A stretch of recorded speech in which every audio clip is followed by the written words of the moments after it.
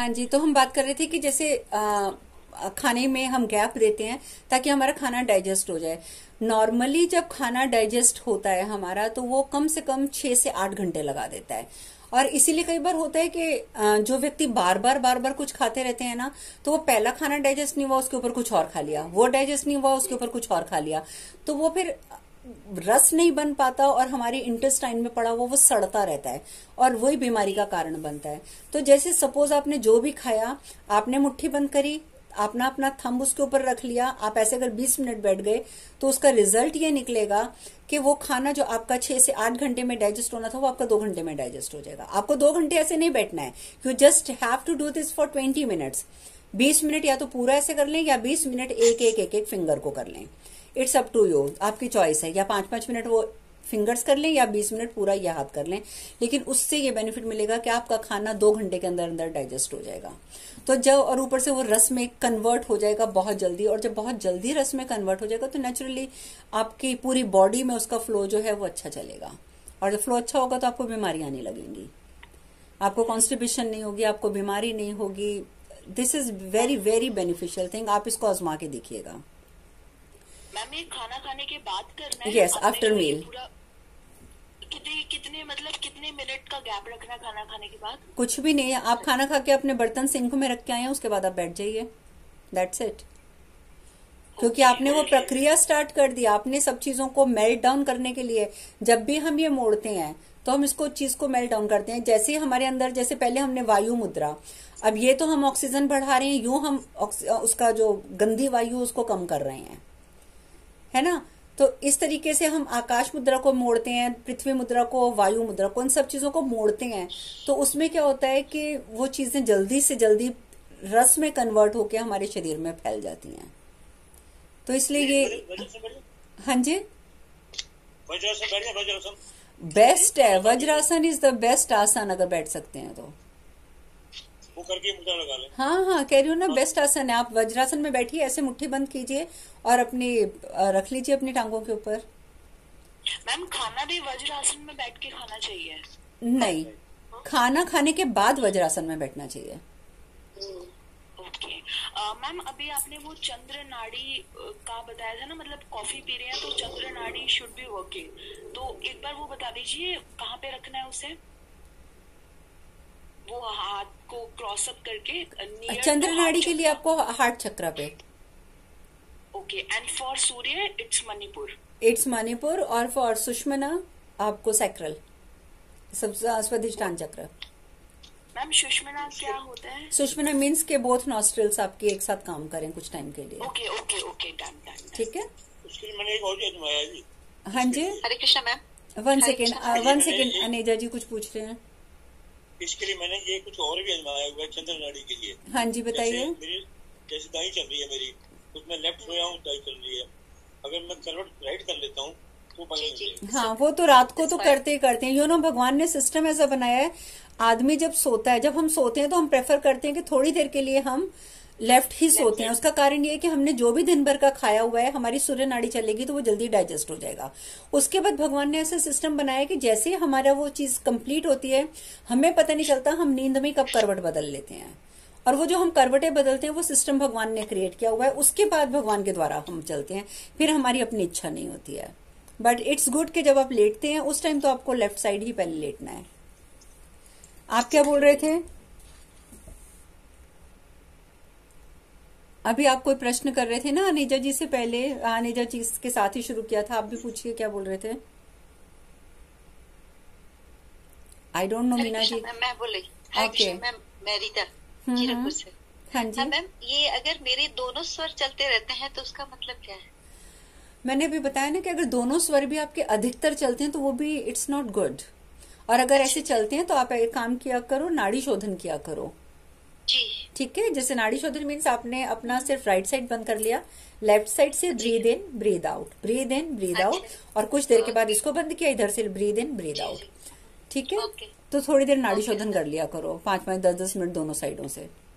Thank you. ठीक है, चलो अब मेडिटेशन कर ली जाए, या कोई और प्रश्न भी है? अच्छा, एक चीज, हाँ जी बोलिए। मैं ये कह रहा था, जैसे अभी चर्चा चल रही थी सुबह 9 के बारे में बोलना या जो भी है, तो जो मैं कर रहा हूँ, जैसे मैं बोलता हूँ, कहोगे तो 3-4 मिनट की है, मैं अगर कहो तो ग्रुप में रिकॉर्डिंग डाल दूंगा। आप डाल दीजिएगा। देखिए, मैं तो कहती हूँ कि आप लोग अपने एक्सपीरियंसेस, आप जो भी कर रहे हैं, आपको उससे क्या बेनिफिट मिलता है, वो ग्रुप में जरूर डालिए, ताकि अगर कोई और भी वो बेनिफिट लेना चाहता है तो उसे मिल सके। It's Sagar good. बस्तर से लेके समुद्र बसने तक, जो बीच में जिस चीज को याद करना है, बीच में डाल के हम्म। तो वो आप डाल दीजिएगा ग्रुप में। आपके आगे में नहीं नहीं, आप ग्रुप में डालिए जरूर। मैम एक वो मंत्र है यानी तानी भूतानी, वो क्या है? आप do you know about that? वो No. मंदिर में बोलते हैं। नहीं। अच्छा, एक दूसरी चीज मेरे पास एक दो क्वेश्चन आए हुए थे। बेसिकली वैसे तो वो दोनों के लिए है, मेल फीमेल दोनों के लिए है, लेकिन स्पेसिफिकली फीमेल्स जिन्हें लगता है कि उनका कॉम्प्लेक्शन थोड़ा डार्क हो रहा है। एक तो चलो जेनेटिकली तो हमारा होता ही होता है, जैसे हम लोग इंडियन हैं तो बेसिकली जेनेटिकली हम लोगों का जो कॉम्प्लेक्शन है वो व्हीटिश होता है, ठीक है, गेहूं के तरीके का। बट कई बार होता क्या है कि एज के साथ साथ हमारा रंग जो है वो काला पड़ने लग जाता है। और ऐसे मैं बहुत से लोगों को जानती हूँ जो अपने यंग टाइम में, जिनका कॉम्प्लेक्शन अच्छा खासा फेयर था, सडनली आप देखेंगे कि उनका कॉम्प्लेक्शन डार्क होने लग गया है एज के, एक स्पेसिफिक एज के बाद। उसके पीछे रीजन यही होता है कि एक तो आपके स्टमक में, वही मैंने बताया कि पूरा खाना जब आपका डाइजेस्ट नहीं होता तो कहीं ना कहीं छोटी मोटी कोई ना कोई प्रॉब्लम, कोई ना कोई कण वहां इंटेस्टाइन में जमे रहते हैं, उससे हजारों तरीके की प्रॉब्लम्स हमारे अंदर क्रिएट होती हैं। और कई बार होता है कि हमारा खाने का सिस्टम वैसे भी ठीक नहीं होता है, उससे भी प्रॉब्लम क्रिएट होती है। सो 3 चीजें मैं आपको बताऊंगी, ठीक है। उसको आपने पर तीनों को रोज नहीं खाना है। आप एक दिन में एक चीज खाएं, दूसरे दिन में दूसरी चीज खाएं, तो उससे आपको डिफरेंस फील होगा ऑल ओवर योर स्किन, आपके बालों में, आपके स्किन में, आपकी बॉडी स्ट्रेंथ में, फिजिकल स्ट्रेंथ में, ठीक है। सबसे ज्यादा अगर आपको वीकनेस लग रही है, एक तो दलिया अपने डाइट में आप रोज ऐड कर लीजिए, कोशिश कीजिए किसी न किसी फॉर्म में आप दलिया खाइए। लेकिन ये नहीं कि आपने दलिया बनाया, उसमें ढेर सारी व्हाइट शुगर डाली और खा लिया, ठीक है। एक चीज आपने अच्छी खाई और दूसरी चीज आपने उसमें गंदी डाल दी, because white sugar is not good. या तो आप उसमें गुड़ की शक्कर मिला के खा लीजिए, ठीक है, नॉर्मल विदाउट केमिकल्स जो आती है। या फिर आजकल बड़ी वो भी आने लग गई है ऑर्गेनिक रॉ शुगर केन, या raw sugar cane like this कुछ होता है उसका नाम, आप वो भी यूज कर सकते हैं। देसी खांड। हाँ, ऐसा कुछ है, या मे बी दिस। तो आप ये चीज यूज कीजिए, means in short white sugar use नहीं करनी। एक तो आप दलिया डाइट में रोज डाल लीजिए, उससे आप क्या क्या होगा कि बॉडी की स्ट्रेंथ आपकी दिन ब दिन बढ़ती जाएगी, आपकी बोन्स ठीक हो जाएंगी, आपको हड्डियों की प्रॉब्लम नहीं आएगी। दलिये की बात तो हो गई एक तरफ कि आपने रोज करना है। दूसरा, इसके सिवा आप दलिये के अंदर अगर आप वेजिटेबल्स डालते हैं, नमकीन दलिया बनाते हैं तो उसमें वेजिटेबल मिक्स करने लग जाएं, मीठा बनाते हैं तो उसमें आप थोड़े से बादाम जरूर डालिए, तो ये कॉम्बिनेशन आपको स्ट्रेंथ देगा। जैसे एक दिन आपने दलिया खा लिया, दूसरे दिन आपने प्लेन दलिया खाया या नहीं खाया, दूसरे दिन आप क्या कर सकते हैं कि आटे का थोड़ा सा आप हलवा बनाइए इन प्योर घी, देसी घी में, ठीक है। और उसमें भी जो आप शुगर डालेंगे वो आप व्हाइट शुगर नहीं डालेंगे, कुछ कोई और शुगर यूज करेंगे, वो खाएंगे। उससे आपकी बॉडी स्ट्रेंथ और आपका स्किन आपकी बहुत ग्लो करेगी और आपको बहुत बेनिफिट मिलेगा। ये दूसरी चीज होगी। तीसरी चीज, आप एक काम कर सकते हैं कि रात को एक मुट्ठी, जस्ट आपने एक मुट्ठी में जितने भी मूंगफली के दाने आए हैं, ठीक है, वो आपने रात को पानी में भिगो के रख देने हैं।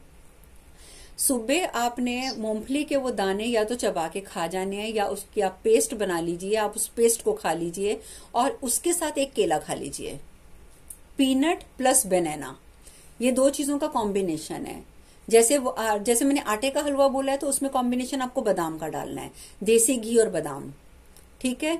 या फिर आप पीनट और बनाना, ये आप खाएंगे तो आप देखेंगे कि विद इन अ मंथ आपकी स्किन जो है वो ग्लो करने लग जाएगी, आपकी बॉडी की स्ट्रेंथ बढ़ जाएगी, जो आपको वीकनेस लगती है, डलनेस लगती है, वो आपकी खत्म हो जाएगी। और अगर आपको फिर भी लगता है कि आप में ताकत की कमी है तो प्राण मुद्रा जरूर लगाइए। आप प्राण मुद्रा मिरेकल का काम करती है आपकी एनर्जी को इंक्रीज करने में।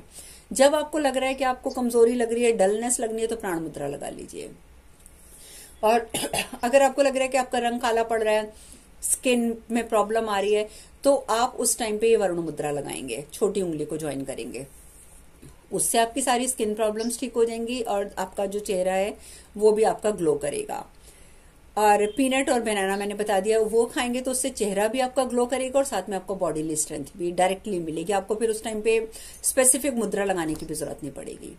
तो ये चीजें मैंने जो बताई हैं, इनको आप फॉलो करेंगे तो इससे भी आपको बेनिफिट मिलेगा। ठीक है मैम, ये पीनट एंड बनाना तो शुगर पेशेंट्स नहीं खा सकते? शुगर पेशेंट नहीं खाएंगे, बनाना तो उनको बिल्कुल मना होता है। तो वो दलिया खाए ना, नमकीन बना के with vegetables. Ma'am, sugar patients के लिए वो इंडिया में टैबलेट्स आती है, शुगर फ्री करके आती है कोई, तो इट्स गुड? नहीं, मैंने सुना है कि उससे मेमोरी लॉस हो जाता है। Oh my God. क्योंकि ये जो भी चीजें, देखो इतना याद रखना, जो भी चीज आर्टिफिशियली बनाई जाएगी उसमें केमिकल्स होंगे और कहीं ना कहीं वो आपको नुकसान पहुंचाएंगे। अब कहा तो ये जाता है ना, आपकी शुगर बढ़ी है, मेडिसिन खा लो, मेडिसिन खा लो। आपने कभी नोटिस किया कि वो मेडिसिन आपके अंदर जाकर क्या कर रही है? धीरे धीरे धीरे धीरे वही शुगर की मेडिसिन जो आप खा रहे हो वो आपको कैंसर का पेशेंट बना देगी और आपको पता ही नहीं चलेगा कि कब आप कैंसर के पेशेंट बन गए हो। तो इन आर्टिफिशियल चीजों से तो आप जितना दूर रहेंगे उतना अच्छा है। मैम, फिर शुगर पेशेंट्स कैसे थोड़ा सा मीठा लेंगे? दिशा, मैं इस बारे में कुछ नहीं बोल सकती क्योंकि मैं इतना बिलीव करती हूँ कि डॉक्टर्स हमें बेवकूफ बनाते हैं। पहले जमाने में आपने कभी सुना था हमारे बड़े बुजुर्गों को कि उनको हार्ट अटैक आ गया, या 1 सेकेंड, एक तो आपको कभी सुना था उनको हार्ट अटैक आया या उनको शुगर बढ़ गई है? कभी भी नहीं होता था क्योंकि ये चीजें होती ही नहीं थी। लेकिन ये चीजें क्रिएट की गई हैं। मैंने उस दिन किसी कार्डियक डॉक्टर की स्टेटमेंट पढ़ रही थी। कार्डियक डॉक्टर है, वो कहते हैं कि मैं दिन की 2-3 बाईपास सर्जरीज करता हूँ रोज की। कहते हैं वो मुझे करनी पड़ती है क्योंकि मेरे हॉस्पिटल में पेशेंट आते हैं और मैं नहीं करूंगा तो डेफिनेटली मुझे लात मार दी जाएगी।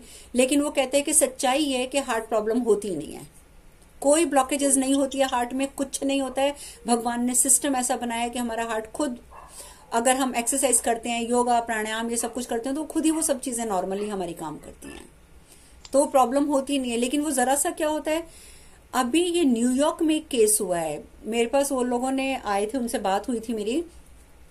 एक व्यक्ति को जरा सी गैस बन गई, और गैस कई बार होती है ना स्टमक से हमारी चेस्ट में चढ़ जाती है, उसके यहाँ पे पेन होने लग गई। तो उसने इतना ध्यान नहीं दिया, उसने अपनी वाइफ को बोला कि मुझे यहाँ पेन हो रही है। वाइफ घबरा गई, वो फटाफट हॉस्पिटल ले गई कि मेरे हस्बैंड को चेस्ट में पेन हो रही है। उन्होंने कहा जी इनको तो हार्ट की प्रॉब्लम है, इतनी ब्लॉकेजेस हैं, ये हुए हैं। उन्होंने उठाकर उनकी सर्जरी कर दी हार्ट की। वो पता नहीं जो भी क्लीनिंग करनी होती है, बाय वो खोलते हैं नसों को, जो भी, हाँ जो भी होता है वो कर दिया। एंड कि जो उनके फैमिली डॉक्टर थे, जब उनको पता चला तो उन्होंने अपना माथा पीट लिया, क्योंकि वो उनको शुरू से उनकी केस हिस्ट्री उनके पास थी। वो कहते हैं कि कुछ भी नहीं था, इसको सिर्फ गैस्ट्रिक की प्रॉब्लम थी, और ये हालत करी कि उसको बिना वजह उसका हार्ट खोल खाल के रख दिया। सो ये चीजें आजकल बहुत बड़ा प्रोफेशन बन गई है। सो प्लीज अपने हेल्थ के ऊपर खुद काम करो, डॉक्टर्स के चक्कर में मत फंसो, क्योंकि वो लोग प्रोफेशनलिस्ट हैं। आप जानते हैं कि शुगर पहले वो लोग कहते थे 150 से क्रॉस करेगी ना sugar, then you have to little consider about this कि नहीं आप शुगर पेशेंट हो।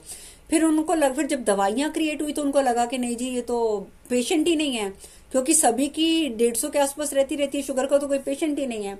तो उन्होंने करना शुरू कर दिया, जिनकी 120 रहेगी ना वो शुगर पेशेंट है, उनको दवाई खानी पड़ेगी। फिर उन्होंने देखा कि 120 में भी लोगों की जो क्वांटिटी है वो कम है, तो उन्होंने उसको घटा के और 100 कर दिया। Are you nuts, are you stupid? भगवान ने एक सिस्टम बनाया हुआ है और तुम उसको अपनी मर्जी से कम कर रहे हो। तुम्हारी 150 शुगर है, नहीं तुम शुगर पेशेंट हो। अरे पेशेंट कम है, चलो इसको कम करो। और तुमने कह दिया 120 है, तुम शुगर पेशेंट हो। फिर उसमें भी पेशेंट कम है, 100, तुम 100 है, शुगर पेशेंट हो। What the hell is this? कि अपनी मर्जी से अपना बिजनेस चलाने के लिए ये सब काम हो रहे हैं। यूएस में पता नहीं कितने $बिलियन गवर्नमेंट मेडिकल चीज के उसके ऊपर खर्च कर रही है, फिर भी लोग बीमार हैं, और कारण बीमारी इतनी है नहीं है जितनी क्रिएट करी जा रही है। तो प्लीज इन सब चक्करों में मत पड़ो। शुगर का मैंने आपको लास्ट टाइम भी बताया था, आप अपनी एज में 100 ऐड कर लो, जितना टोटल बनता है समझो उतनी शुगर आपकी नॉर्मल शुगर है।